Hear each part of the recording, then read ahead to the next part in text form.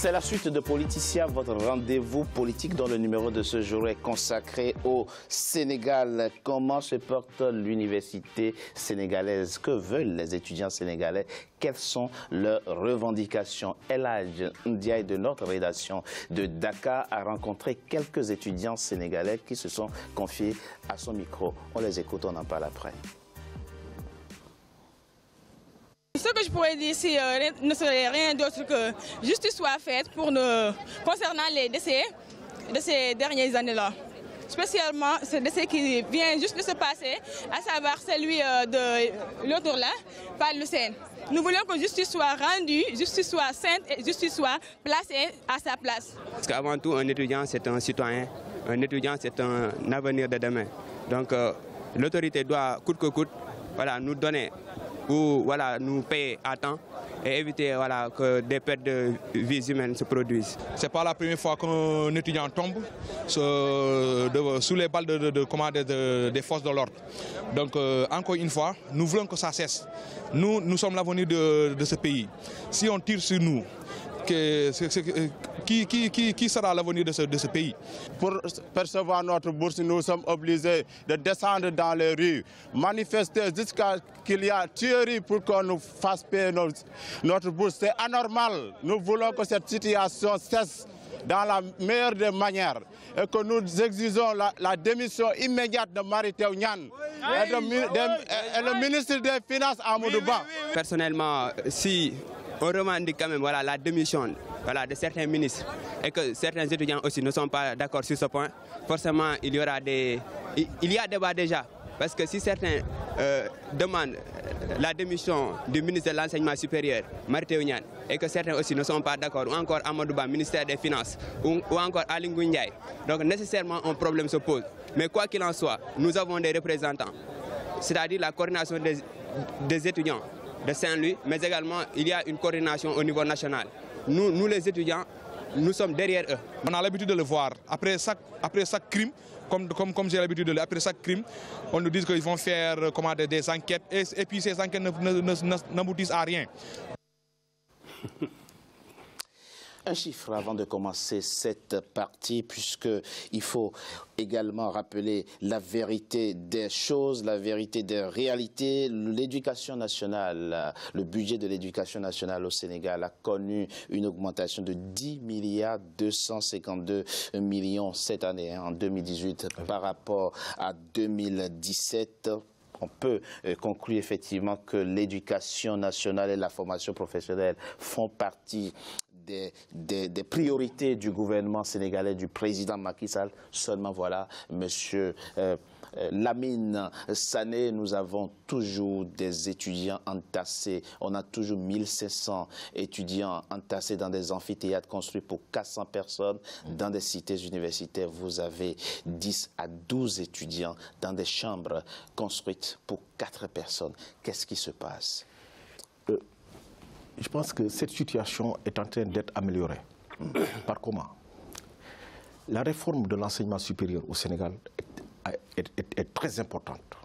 Elle a permis au ministre de l'Enseignement supérieur de se doter d'un budget qui lui permet aujourd'hui de construire de nouvelles universités, comme l'université de Diamniadio. L'université de Kaolack est déjà prête, et de construire des instituts supérieurs de l'enseignement supérieur. C'est-à-dire que la carte universitaire est en train d'être changée totalement au Sénégal. Et cette réforme, c'est à court, moyen terme. Il faut qu'on comprenne cela. Ça permettra de désengorger donc, les flux d'étudiants qui se trouvent à l'université de l'UQAD vers les ISEP et vers les nouvelles universités qui seront construites et des universités de dernière génération interconnectées. Qui seront, oui, bon, oui, ça on verra aujourd'hui. Bon, l'université de Diamniadio est presque fonctionnelle. La réalité aujourd'hui, monsieur, c'est que le Sénégal, votre pays, le Sénégal, a 150 000, en tout cas en 2015-2016, 150 000 étudiants. Et vous avez fait référence tout à l'heure, effectivement, aux réformes entreprises, notamment par le ministère des Affaires, le ministère de l'Enseignement supérieur. Et effectivement, M. Marites-Niane disait en 2015, en juillet 2015, je le cite, il est impossible pour le Sénégal d'être émergent avec 150 000 étudiants. Il faut 700 000 étudiants d'ici 2027 pour atteindre cet objectif. Oui, vous souriez, je vois que vous souriez. Le ministre dit, pour que le Sénégal soit émergent d'ici 2035, il faut 700 000 étudiants. Aujourd'hui, on est aux alentours de 150 000 et c'est très compliqué de bien s'occuper d'eux. Ça veut dire que le Sénégal, mais est-ce que cette question ne va pas au-delà du président Macky Sall, puisqu'il a hérité d'une situation déjà très compliquée? Très bien. Et justement, puisqu'il a hérité d'une situation compliquée, oui, il devait être averti. Ça sert à ça, l'expérience. Les retours d'expérience en matière de politique, en matière de gouvernement, ça sert à ça. J'ai vu, j'ai lu, ouais, j'ai entendu, je fais de telle sorte que les mêmes problèmes ne se reproduisent jamais au même endroit pour les mêmes acteurs. C'est ça la vision. J'ai dit 10 milliards, augmentation de 10 milliards de francs CFA par rapport à 2007. On est passé de 402 milliards, 790 millions à 413 milliards. Et dans les 10 milliards, ils n'ont pas trouvé l'argent nécessaire pour payer les bourses de 36 000 à 12 000. C'est passé où? Non, moi les chiffres là, je n'y crois pas trop. C'est des volumes. D'accord? C'est des volumes, on les prend tels quels. S'il y a suffisamment d'argent alloué à l'éducation nationale et à l'enseignement supérieur, on devrait être capable de payer les bourses des élèves, des étudiants aux 5, parce que c'est le président qui l'a promis. Il a dit aux 5 au plus tard, les bourses seront... Quelqu'un qui a la famille à 700 km, 800 km, 600 km, qui vient à Saint-Louis, l'université se trouve à 14 km de la ville. Ils n'ont pas mangé, ils n'ont pas bu, ils n'ont pas payé leur truc. Ils se disent tout simplement qu'ils vont manger gratuitement ce jour-là, ticket gratuit. Tout simplement. On appelle les forces de l'ordre à 6 h du matin pour venir les attendre. Mais ils ne vont pas pour cambrioler, ils vont pour manger. Comme me disent que les responsabilités, c'est ici ou là, j'y crois pas. Macky Sall lui-même, en tant que président, est responsable parce qu'il n'a pas... Il n'a pas fait ce qu'il a dit. Il a promis, il n'a pas assuré. Les réformes en cours que évoque M. Les réformes, on va revenir aux réformes. Les réformes, ça risque d'être... c'est comme dans le plan PCE, d'accord? Le problème, c'est que ça, l'an 2035, on va y arriver, d'accord? Dans 35 ans. Vous pensez que le rythme est trop lent, c'est ça? Le rythme des réformes n'est pas assez soutenu? Le problème avec ce gouvernement, c'est qu'ils ont oublié la notion d'urgence et de priorité. Puisqu'ils disent que la croissance marche bien, puisqu'ils disent que le Sénégal est en mode de développement, puisqu'ils disent que tout va bien, mais bon sang, les capitaux qu'on les investisse dans des priorités dont les populations ont besoin, pourquoi aller investir dans des investissements improductifs alors que les priorités sont là? S'ils avaient commencé depuis le début à s'occuper de la construction de ces universités-là, aujourd'hui, on n'aurait pas à devoir 16 milliards aux universités privées. Et les étudiants sont là sans pouvoir étudier parce qu'on n'a pas payé ces universités-là. Alors, donc pour moi... J'ai dit qu'il faut qu'on parle concrètement parce que la question qui se pose, ce n'est pas que le Sénégal n'a pas les moyens pour payer les bourses à ses étudiants, c'est que les bourses viennent en retard. Et c'est là qu'il faut identifier les responsabilités. Voilà pourquoi. C'est ça la question. C'est peut-être... Pour cela qu'il faut aussi voir la revendication des étudiants qui consiste à vouloir le départ du ministre des Finances. Comment ça se passe? Expliquez-nous comment ça se passe effectivement. Vous nous avez parlé de Ecobank qui aurait le monopole, mais le problème est connu. Pourquoi on n'y a pas apporté solution? Mais on doit de l'argent à Ecobank. Qu'est-ce que vous voulez qu'Ecobank l'a dit effectivement ce vendredi matin, 40 milliards, l'État sénégalais. C'est le dernier maillon Ecobank. Ça commence de la chaîne du paiement des finances. Ça commence là. Donc c'est tout ça, c'est tout ce système-là qui a failli, il faut dire la vérité. Ecobank, c'est très facile. Alors, pour comprendre que concrètement, Ecobank a fait la rétention, c'est ça? C'est ça ce qui s'est passé. Vous êtes dans le secteur. C'est-à-dire l'élément positif. Il faut aussi reconnaître qu'il y a des évolutions. Parce que si on parvient à dématérialiser le paiement des bourses au Sénégal, moi j'étais étudiant, j'étais leader des étudiants, nous on n'a pas connu les cartes. Expliquez concrètement ce que ça veut dire. Donc non, c'est-à-dire quand on dématérialise, l'étudiant peut aller au guichet avec sa carte, retirer son argent. Alors que nous, on faisait des rangs interminables pour percevoir. Donc c'est une évolution. Ça nous rappelle nos années de... C'est une évolution de taille. Il faut reconnaître aussi. C'est-à-dire il faut... Mais on retire ce qui existe. Non. Vous mettez la carte, il n'y a rien. Qu'est-ce que vous prenez? C'est-à-dire il faut avoir un raisonnement intellectuel. Parce que si, aujourd'hui, nous, notre modèle, le service de gestion des étudiants sénégalais à l'étranger, on a un modèle informatisé, bien expertisé, et qui permet de payer les étudiants tous les premiers du mois, même si c'est dimanche. Et que tous les dossiers sont dématérialisés. Donc chaque étudiant a son compte, effectivement, son mot de passe et son identifiant. Et tous les premiers, bon, en même temps, si le tous les virement n'est pas premiers fait, du mois. ils vont pas. Et nous gérons les étudiants sénégalais dans 43 pays. Et en marge de cela, nous faisons du coaching, de l'accompagnement, du monitoring. Mais nous signons des conventions de logement. Monsieur Lamine, excusez-moi, ça ne répond pas à ma question. Voilà un modèle. La question, c'est qu'en 2012, quand le président s'est... Enfin, on a hérité. Oui, le régime. Sauf qu'en 2012, un audit avait été effectué et qui, à l'époque, avait même mis à jour 35 000 bourses fictives. Il faut aussi le dire. Oui, effectivement. Bon, ça demandait des réponses précises.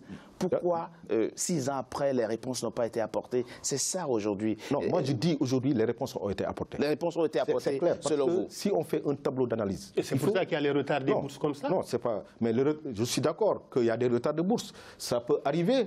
On est en train de chercher des solutions. Même le président s'y est impliqué. C'est ça qui est important pour que ça ne se reproduise plus. Mais si vous prenez les deux tableaux, le régime actuel a hérité d'une situation catastrophique, universitaire catastrophique, et que l'année de justesse a été sauvée en 2012. C'est vrai.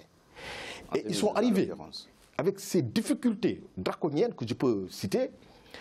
Ils ont mis une réforme, parce que la France avait réformé sous Valérie Pécresse en 2012. Le Sénégal est entré dans le jeu de la réforme en 2013. Et moi, j'ai suivi les deux tableaux. Et que ce que j'ai senti dans cette réforme, c'est le ministre Mary Teuw Niane est en train de préparer le Sénégal de demain. Il est en train de nouvelles universités il faut comprendre comment en est-on arrivé là. Je l'ai rappelé au début de notre émission. Dakar était la capitale de l'Afrique occidentale française. C'est à Dakar qu'on formait les cadres du continent. Voilà, c'est ça qu'on est en train de faire. Comment se fait-il qu'aujourd'hui, le Sénégal voit ses étudiants s'entasser par milliers dans des amphithéâtres? Mais on ne voit pas la construction de nouvelles universités. On ne voit pas la construction de l'université de Diamniadio. Il faut que les gens ouvrent les yeux. Il faut qu'on soit quand même sérieux. On ne voit pas l'université de Kaolack, les ISEP, les instituts supérieurs d'enseignement professionnel. Donc tout ça, c'est de gros budgets, c'est de gros financements.